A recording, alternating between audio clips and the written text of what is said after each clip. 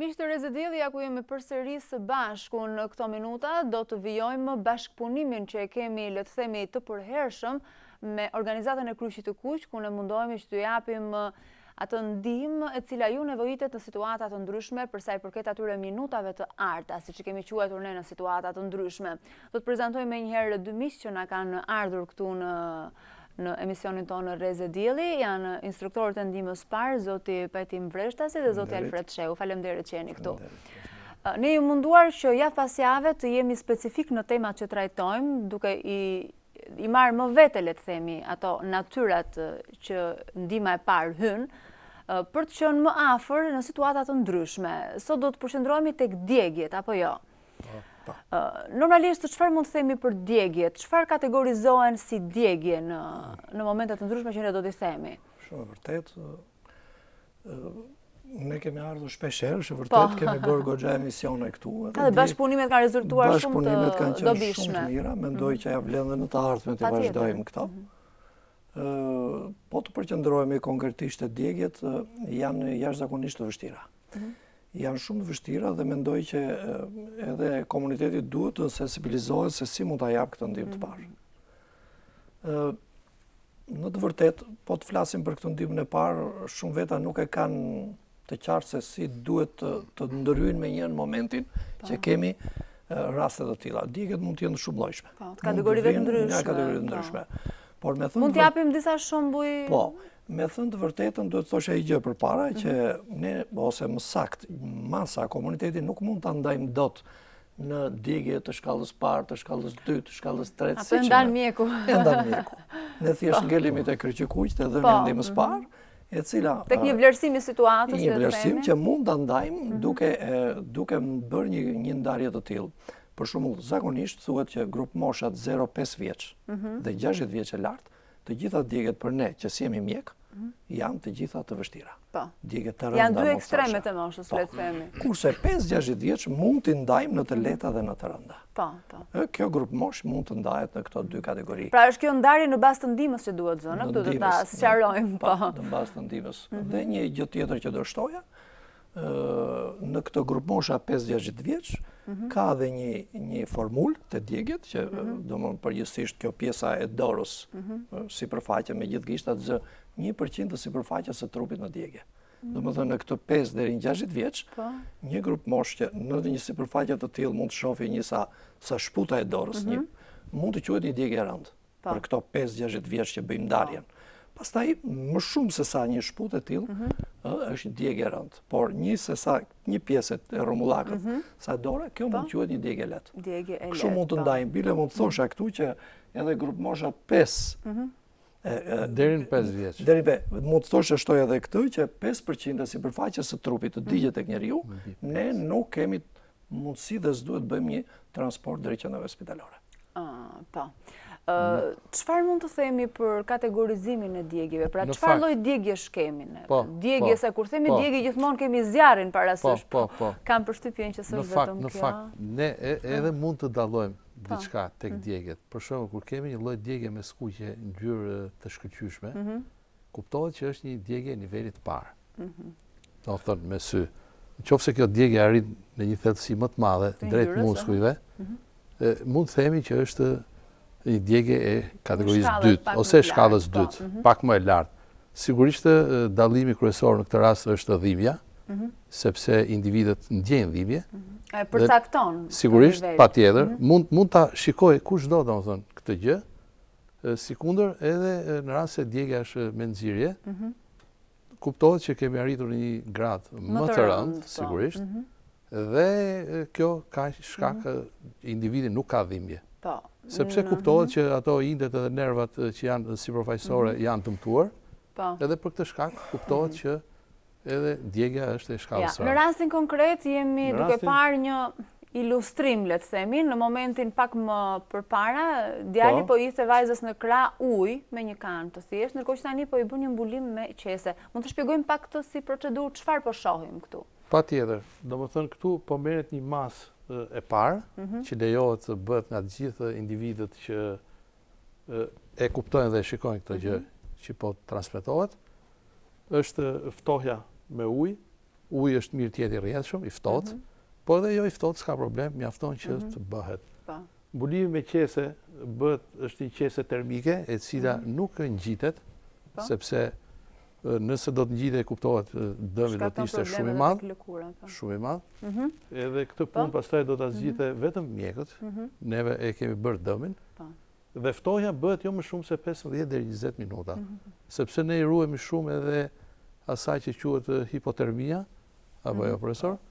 Edhe e cila është në gjuhën popullore, domethënë ulja e temperaturës në gjak. Domethënë përveç problemit djegjes shtojmë edhe një problem tjetër. Në qoftë se është mundur të kemi akull, mund vendoset akull apo duhet vetëm ujë? Ka një kusht. Pikërisht unë do të thosha te ky rast me akull që prandaj dhe e zuri kolegu pak më përpara që uji duhet të jetë në temperaturë normale. Pikërisht sepse kalojmë në hipotermi. Do të thotë që nëse bie temperatura e trupit në 36 gradë, do të thotë që kalojmë në hipotermi, fillojnë ato dridhjet. Dhe duke qenë që ne kemi probleme të tilla, nuk rekomandohet që të përdorim ujë me akull ose copë akulli, por ujë në temperaturë normale, që mund të jetë 12-13 gradë, 11 gradë, ky është ujë në një temperaturë normale. Rekomandohen të tilla.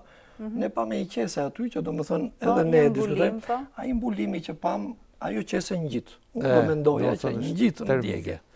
Duhet një qese tjetër, ose një robë e lagur. Ne për shembull të fundit fare një robë të lagur, sepse ne heqe mbas për marrë mjekimin personi, Në këtë rast shohim vendosja e dorës së djegur tek uji i rrjedhshëm. Tek uji i rrjedhshëm. Për shembull te uji i rrjedhshëm mund të përdorim edhe një pikë acid në sy.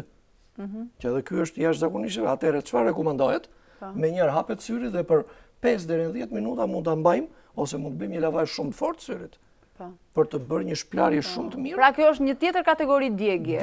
Në rastin e dorës dhe të krahut mund të ketë qenë një djegje me flak ose me një gjë të nxehtë, ndërkohë që kemi edhe djegje me acid. Me acid. Patjetër. Do t'i shpjegojmë.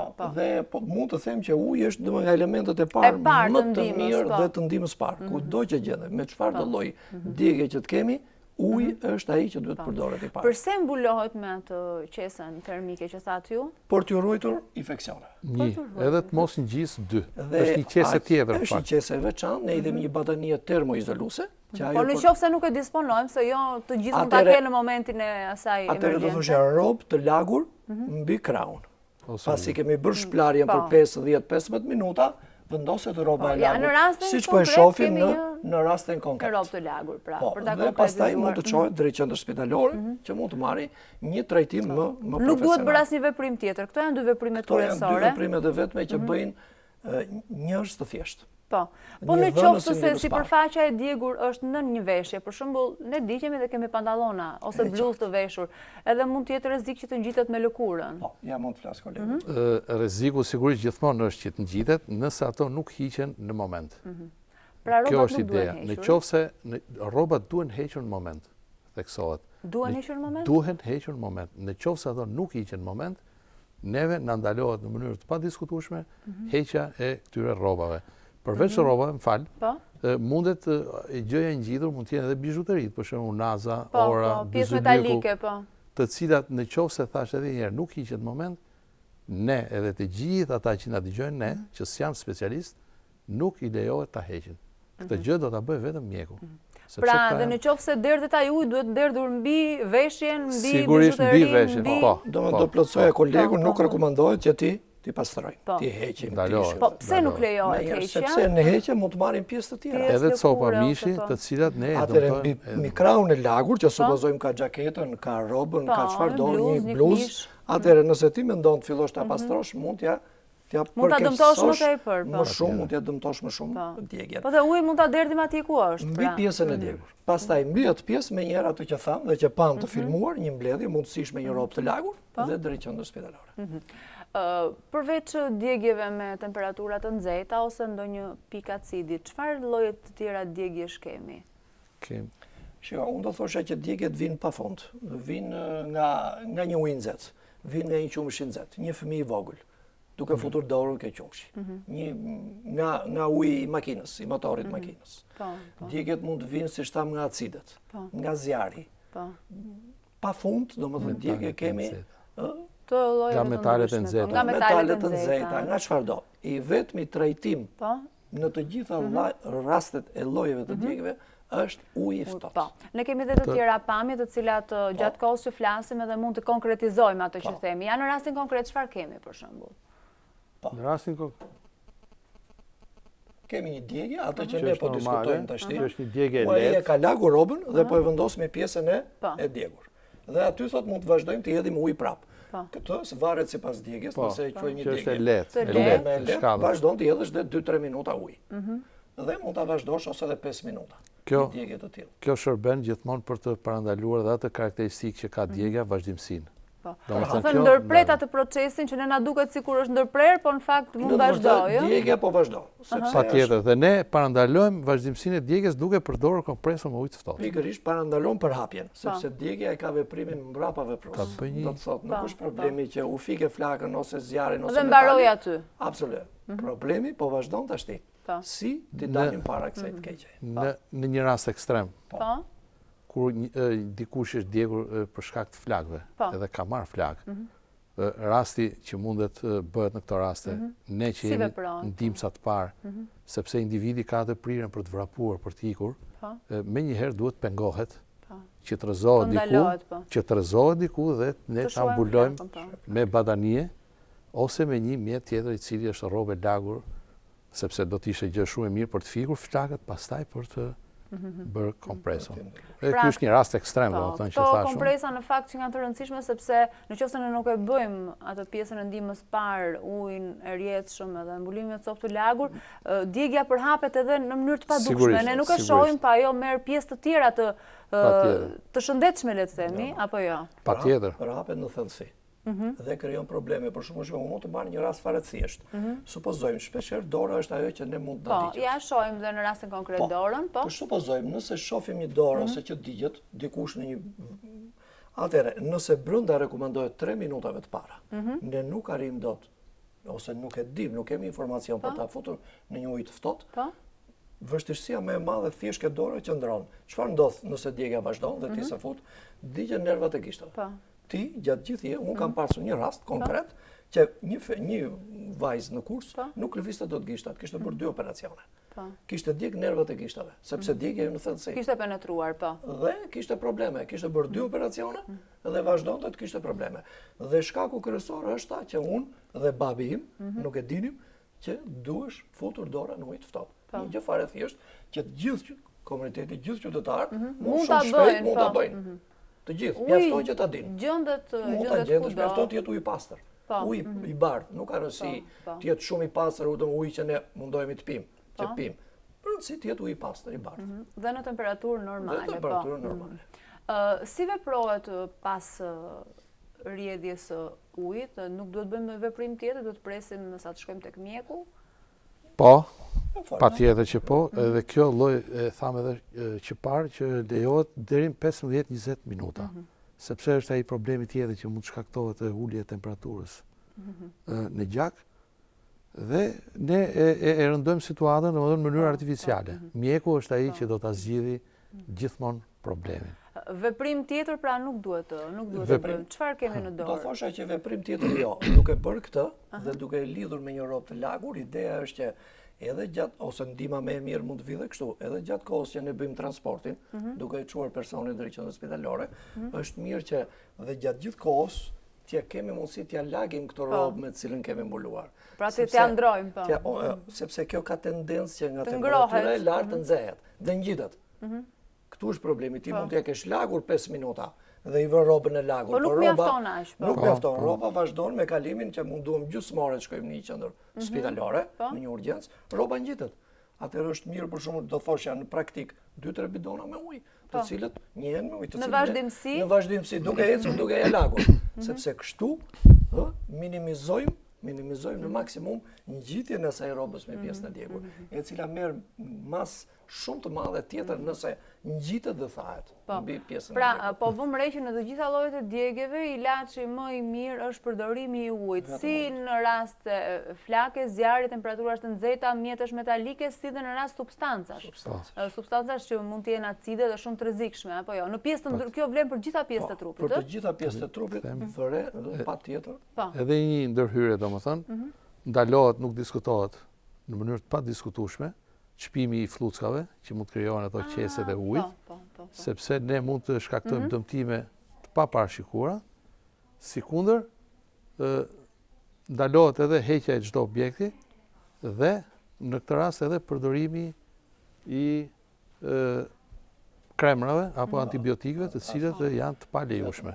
Unë po të plotësoja kolegun me që e kujtoj shumë mirë këtë momentin e kjo hyn të vërtet tek djegjet e shkallës 2, që nuk është, por çdo qytetar mund ta kuptonte që në momentin që një krah, një dorë ose një pjesë e trupit digjet, formohen flluckat e ujit. Skuqet pjesa të mëdha të vogla. Po dhe kemi një ngritje po të lëkurës. Se sot mjekësia rekomandon që këto të çahen. Nuk rekomandohet që shumë veta dhe nuk shkojnë pranë qendrave spitalore dhe i lënë ashtu. Këto janë lëngu i tyre nga brenda është burim infeksioni. Thjesht mjekësia sot, si çdo shkencë që ecën para dhe mjekësia, nuk rekomandon më që këto, por çahen, hiqet totalisht lëkura. Sepse lëngu është burim infeksioni. Ne shohim shpeshherë që mbihet fluck, shohim që fillon skuqet pjesa e rreth e qark. Gjë që tregon shenja infeksioni. Tani, do të thënë këto duhen çar. Patjetër, por jo nga ne. Jo nga ne, nga mjekët. Ne si popull na ndalohet. Pra nëse ne shohim që mjeku nuk e bën këtë veprim, mirë është t'ia themi. Normalisht. Se ndonjëherë sipas situatës mendoj që çdo mjek duhet nuk besoj se ka ndonjë mjek. Mjeku ka pjesën e vet njerëzore. Sigurisht, jo, nuk besoj që ka mjek që mjekët duhet ta dinë që dhe rekuperimin dhe mos lënien në një shenjë gjithmonë është më e mirë. Pra duke hequr pjesën. Mirë, besoj që ndihmua mjaftueshëm sot me gjithçka thamë dhe me pamjet që konkretizuam. Unë ju falenderoj shumë në këtë pjesë të ndihmës së parë dhe në këtë bashkëpunim që ne po e vazhdojmë dhe ju pres përsëri këtu në bisedat të tjera. Faleminderit dhe punë të mbarë. Miqtë e mi, dhe unë ju falenderoj shumë që na ndoqët dhe ju falenderoj për interesin që tregoni në këtë hapësirë në bashkëpunim me Kryqin e Kuq.